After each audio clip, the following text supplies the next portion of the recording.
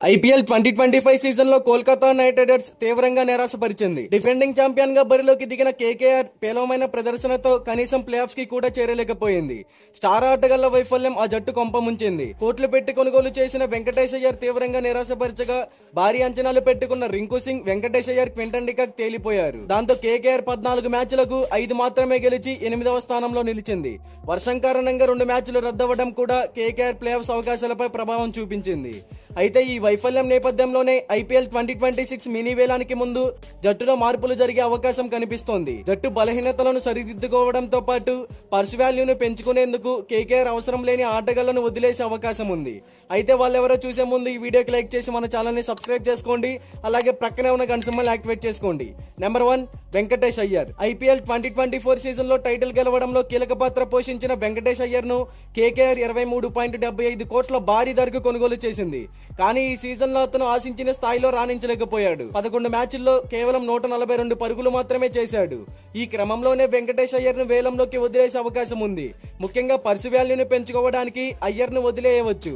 వేలంలో తక్కువ ధరకు అతన్ని తిరిగి కొనుగోలు చేసే అవకాశం కూడా ఉంది. Number 2 Quinton de Kock.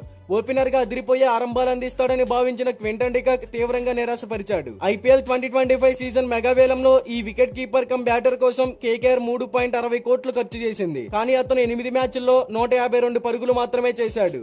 ఇందులో రాజస్థాన్ రాయల్స్ పై 97 పరుగులతో అజేయంగా నిలిచాడు.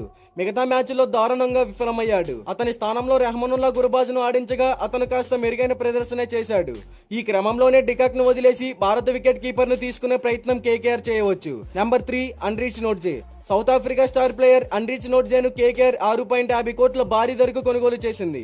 కానీ అతను మాత్రం 2 మ్యాచ్లే ఆడి 1 వికెట్ తీశాడు. గాయంతో సీజన్ ఆరంభంలోనే జట్టుకు దూరం అయ్యాడు.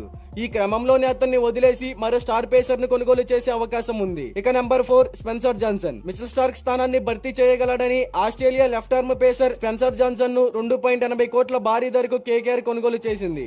కానీ అతను మాత్రం 4 మ్యాచ్లు ఆడి ఒకే 1 వికెట్ తీశాడు. 11.73 ఎకానమీతో దారుణంగా పరుగులిచ్చాడు. పేస్ విభాగాన్ని పటిష్టం చేయాలనుకుంటున్న కేకేఆర్ జాన్సన్ ను వదిలేసి మరో పేసర్ ను తీసుకునే ప్రయత్నం చేయవచ్చు. ఇక ఫైనల్ గా నెంబర్ 5 మొయిన్ అలీ.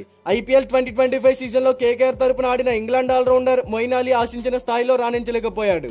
బ్యాటింగ్ లో పెద్దగా అవకాశాలు రాణించలేకపోయినా బౌలింగ్ లో అంతగా ప్రభావం చూపలేకపోయాడు. అంతేకాకుండా ప్లేయింగ్ 11 కాంబినేషన్ లో అతను సెట్ అయ్యే ఛాన్స్ లేదు. ఇప్పటికే రసూల్, సునీల్ నరైన్ వంటి విదేశీ ఆల్రౌండర్లు ఉండడంతో మొయిన్ అలీని తుది జట్టులో ఆడించలేని పరిస్థితి నెలకొంది. 2 కోట్లు పెట్టి తీసుకున్న మొయిన్ అలీ 6 మ్యాచ్లు ఆడి 6 వికెట్లు తీశాడు.